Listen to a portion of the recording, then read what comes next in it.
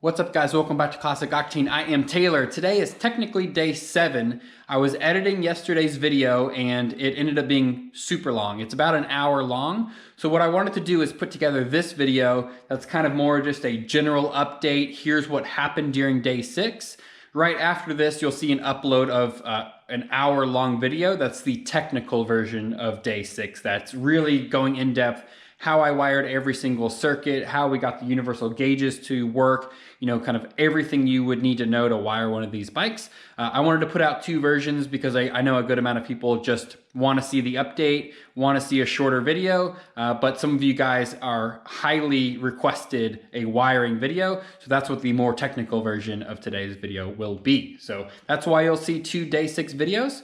So let's go ahead, get started. What's going on guys? Welcome back to Classic Octane. I am Taylor. Today is day 6 of the 7-day CB550 build.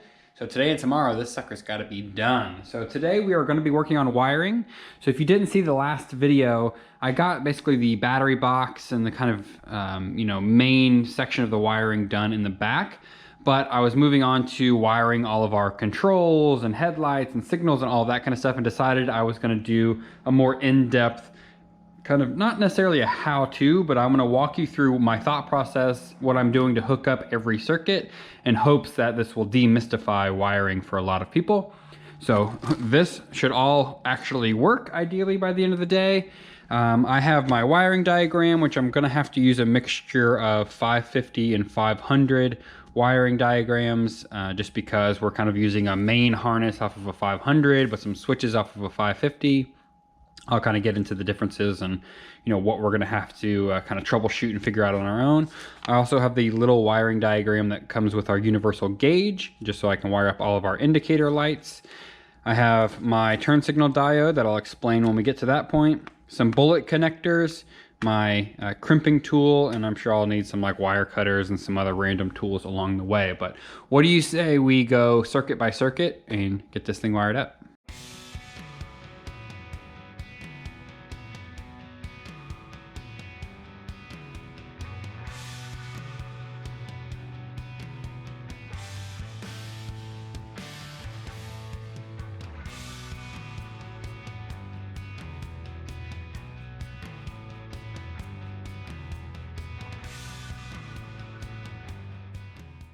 Got the battery hooked up. Now it is testing time. It's always a little bit nerve-wracking because you don't want to, if you had hooked anything up the wrong way or shorted anything, you've got to be quick on the draw here to make sure you turn stuff off. You don't want anything heating up. In theory, our main fuse, I believe it's 15 amps, should protect us from anything going too crazy, but let's see.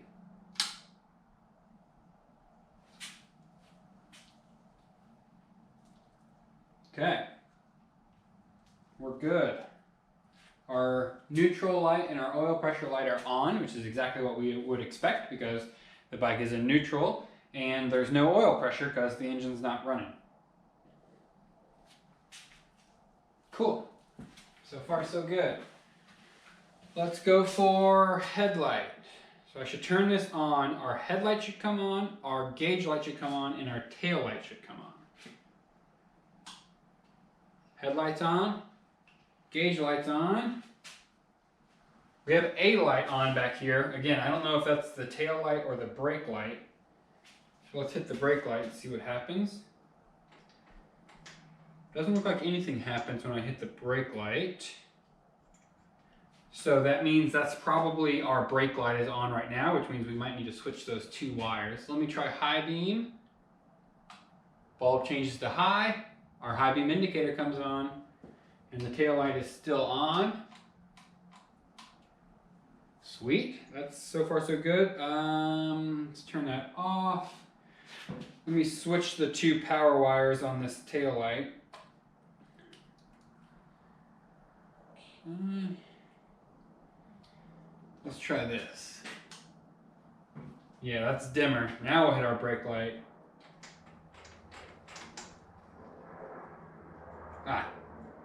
We need to adjust our little switch over here, but tail light, brake light, tail light, brake light. Sweet. So we turn our that off. Brake light works. We'll go for left signal. Uh-oh.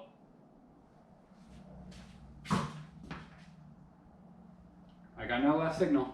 Let's try the right signal. Ooh, its light's very dim. You know what? I want to see if it's just the adjustment on our relay. So let me turn the right signals on. On the bottom of this relay, there is a little kind of Phillips, kind of like a potentiometer kind of thing that we should be able to turn carefully without, I don't need a flathead, without grounding anything. You know, when you're in here with a screwdriver, make sure you're not touching starter solenoid things or.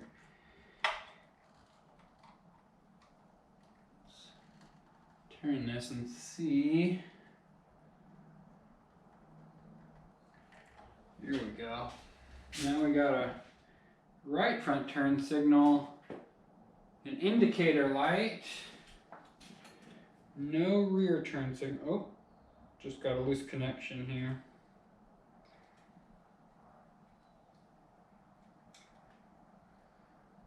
Okay, so my bullet connector is a little bit loose back here. I'm just going to need to close it with a piece of, some pliers or something. But we have right turn signal.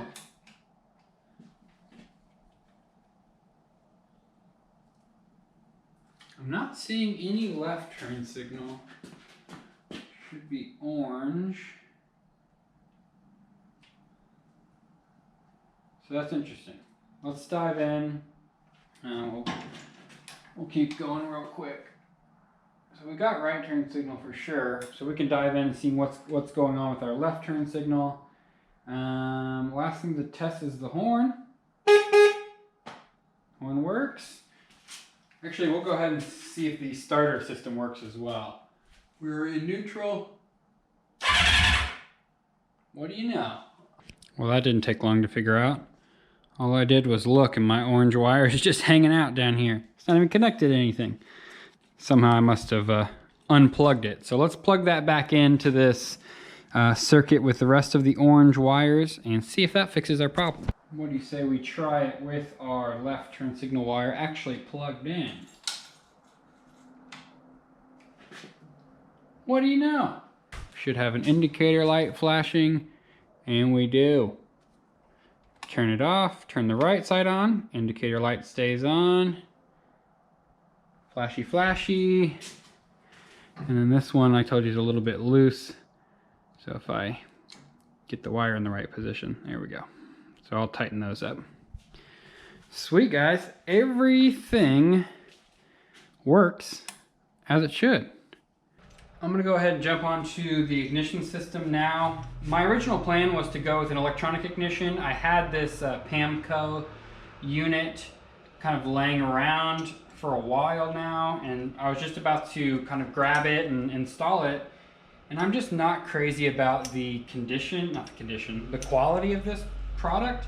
I mean, if you look at this thing, it's just like two kind of chips, and it looks like a prototype of an electronic ignition, if that makes sense. It looks like somebody put this together in their workshop to figure out how it works, and then they're gonna like send it off to get it manufactured. I'm just not crazy about the quality. I've shown Dyna ignitions in the past, and I am in love with those. And we may end up putting one of those on this bike, but because I don't have one of those in stock right now, I'm just gonna put the original points back on. So we're gonna probably get rid of this, or I don't know, maybe we'll try it on another project just to be the guinea pig, but this one I'm just gonna go back on with the stock system like I mentioned, since we know from the Will It Run video that this whole setup, points, condensers, and everything are totally operational and in good shape. So I'm gonna throw all this on. I will throw a time lapse as well, just because I've shown how to set static timing and stuff on bikes a bunch of times. I can throw a card up now for it.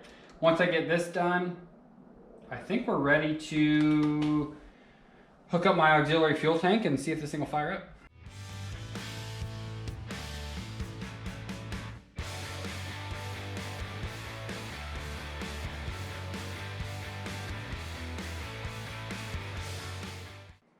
Battery's been charging for a little while. Let's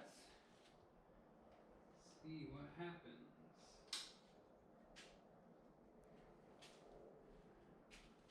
Fingers crossed. Oh yeah.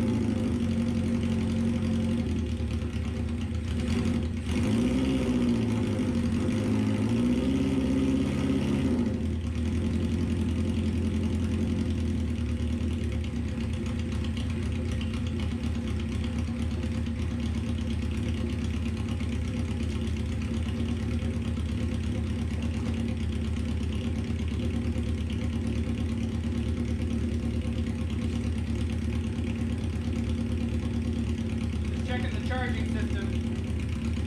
It's working. 13.6 volts at idle.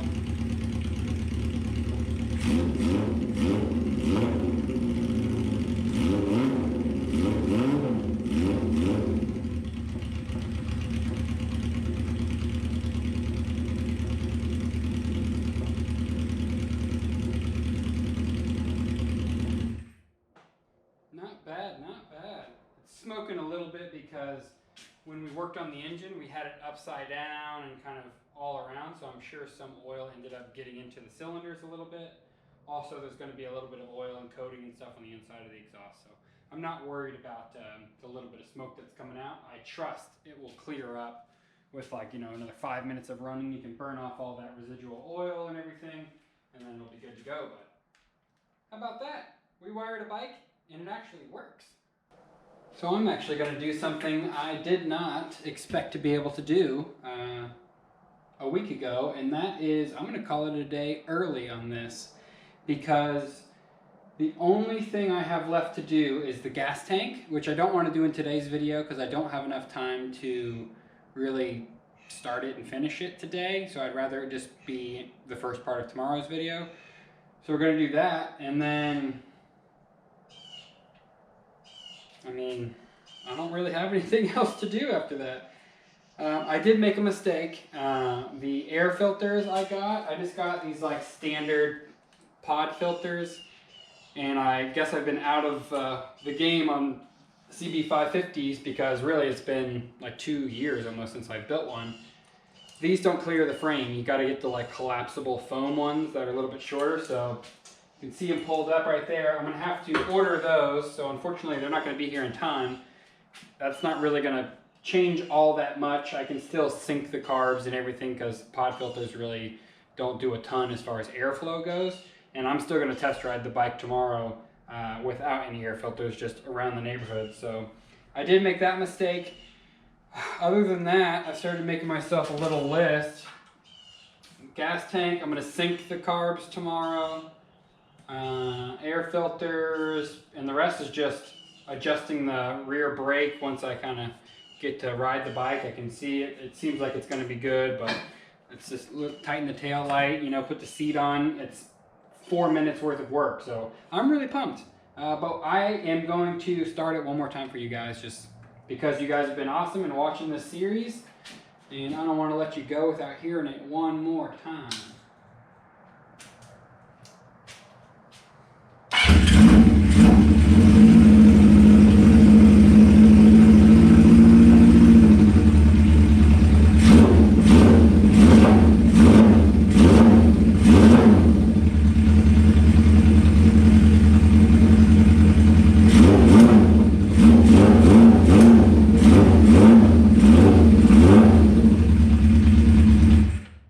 Oh yeah, she sounds nice. And again, tomorrow we'll do the sync, and we can also get into the air fuel mixtures a little bit. I got a little bit of popping on number 3, so we can address that kind of stuff. But that's gonna do it for today's video, guys. This project is just about done. I'm very, very excited. I appreciate everybody's support for the millionth time. You guys have been totally awesome. We just hit 40,000 subscribers. We just hit 6,000 Instagram followers, and that is a lot because of this series, but mostly because of you guys. So I appreciate it. I will see you guys tomorrow for the final day of the 7-day CB550 build.